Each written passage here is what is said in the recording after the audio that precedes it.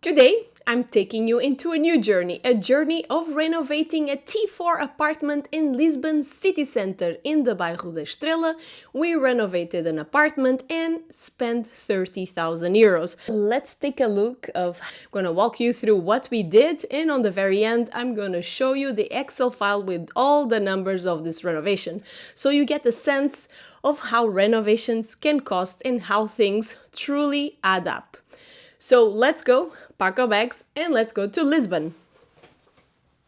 O Bairro da Estrela is one of Lisbon's most elegant and charming neighborhoods, known for his historical significance, beautiful gardens, and stunning architecture. Located in the western part of the city, it is a quiet yet central area, home of diplomat residence, grand mansions, and some of the capital's most iconic landmarks. There you have Basílica da Estrela, which is a significant Baroque neoclassic church built in the late 18th century by order of Queen Maria I as a fulfillment of a promise after the birth of her son.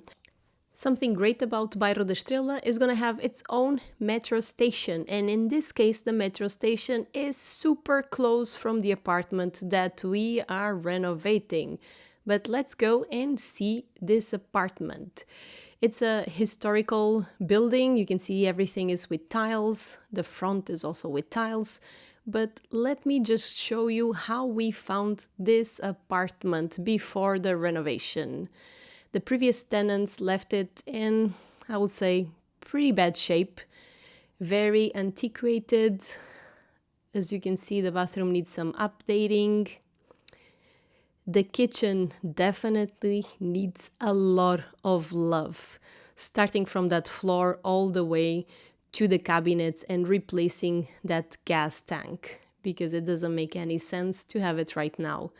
So this is something we have to replace, remove it from the kitchen to gain some space and redo the whole oven space. Here is a little bit, how I call it in Portuguese, marquise. Half bathroom that also needs some love and updating. The plumbing is all exposed and it's gonna be kept like this because it's great to see when you have infiltrations, and for the time frame we have, it needs to stay as it is. So we'll do the best with what we have. We're definitely gonna remove this because we don't want any gas appliances. We are going into the living room. You can see the floor is in pretty bad shape, but it has fantastic light. So something we'll do into this living room is we will connect it to one of the interior rooms. This house is quite large, 146 square meters. It has a lovely terrace, but also needs a little bit of space in the living room. Now we're going to the first bedroom, and by the way, never put wallpaper. It's a freaking mess to remove from the walls and it's terrible. This did it, but horrible.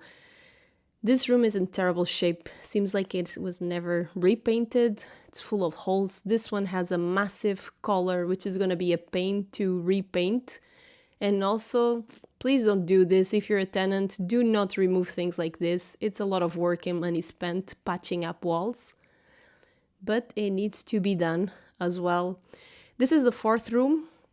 It's very spacious, but definitely needs a lot of paint. This room, we have no idea what happened here. It seems to be in terrible shape with infiltrations that we'll need to find out and fix and repaint. So taking you into some of the renovations we started doing. First thing is removing this terrible wallpaper, which left its mark, as you can see. So that's going to be extra effort in paint. We also repainted all the shutters because they're in perfect condition. Let's reuse what's already here. This is what we call repatching the holes. It's really nice to make holes and hang things, but then is a nightmare to remove. The kitchen, we're starting the works, removing all of these cabinets.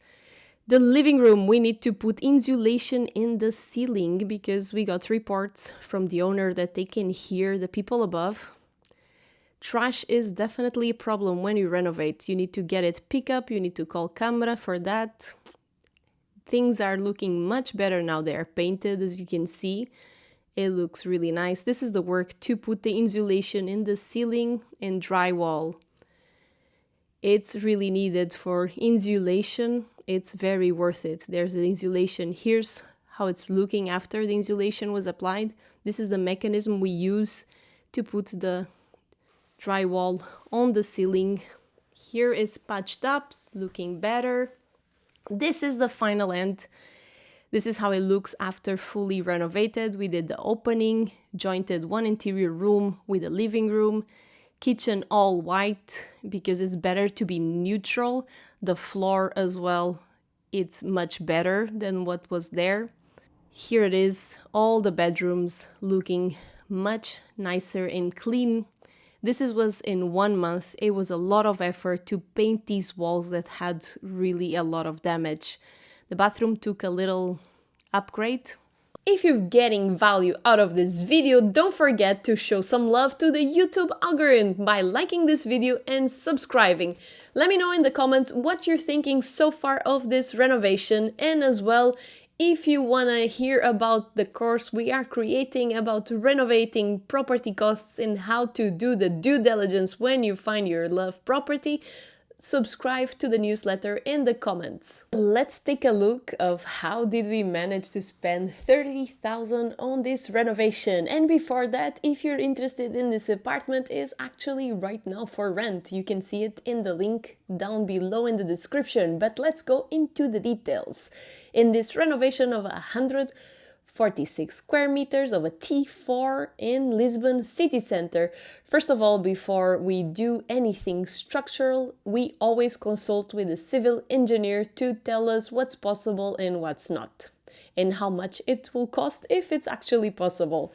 So the first thing we had planned is to connect the living room with one of the interior rooms, because it's a lot of space that's not being properly used. So connecting and increasing the living room will give it a lovely spacious space to enjoy. That was a big chunk of money because you need to first break that wall, you have a lot of debris you need to get rid of, and then you need to repatch that wall and make that little arc, and also fix the floor because now guess what, you have a gap on it. So that was one of the structural elements we did. The next one is we really tried to connect one of the interior rooms, because this apartment has a lot of rooms and we thought it would be really nice to have a master bedroom with a larger one.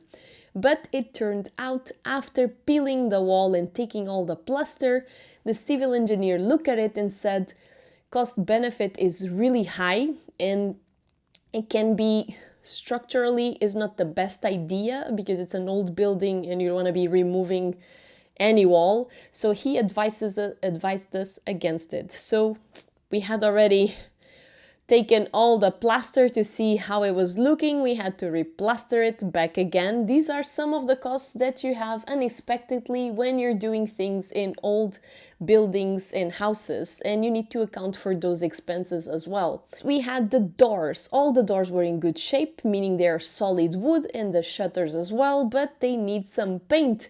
And you won't believe it, paint for wood is extremely expensive. Those little cans cost like 100 euros.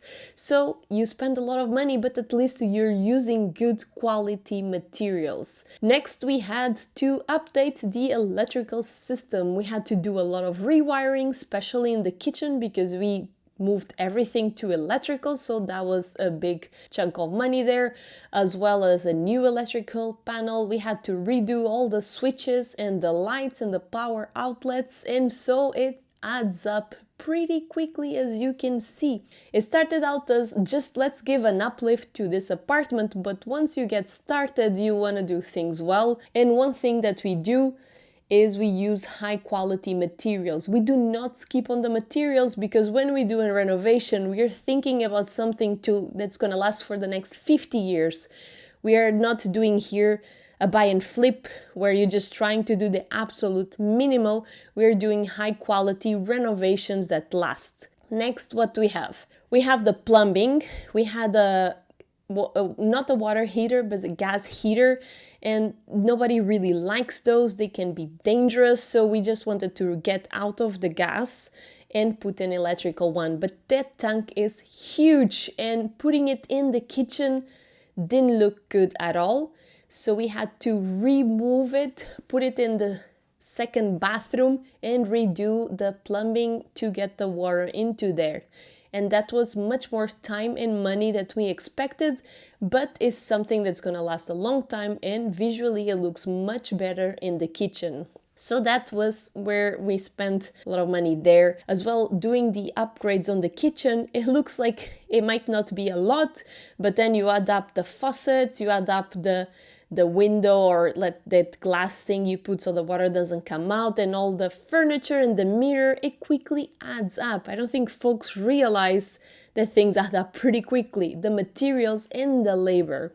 Next, we had the interior side. First of all, I know a lot of you are gonna say, you had such a beautiful floor, why did you put something else on top of it? And I'm gonna explain why. First of all, the floor was in terrible shape. There was amounts of gaps that fixing it will look terrible, like repatching. And next, you can hear people really well on the floor below. You could hear absolutely everything. So the person below said, cannot be. I mean, it's terrible to hear everything your neighbor does. So we put a very thick layer of insulation. Is a material that's fantastic. So we paid premium price to have that to acoustic reduce the noise. Let me know in the comments if you want to know what was the material. I'll let you know. And then, you know, we are cork floor lovers. You've seen the other videos on our channel. We had to put cork because it offers a comfort that's unbeatable. A lot of people don't like it, but once you live there and you enjoy that comfort or walking in cork and having the insulation and the thermal benefits, you fall in love with cork. So that's what it did. And it costs money. It costs money to buy the material, and it costs a bit of money to get it installed because it's 146 square meters of floor that had to be done.